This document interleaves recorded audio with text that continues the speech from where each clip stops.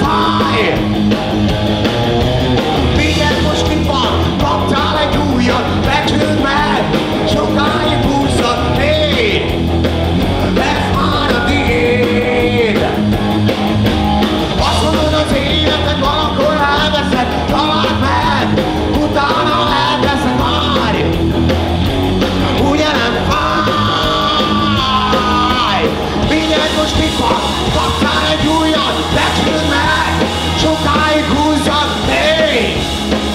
Ez már a tiéd!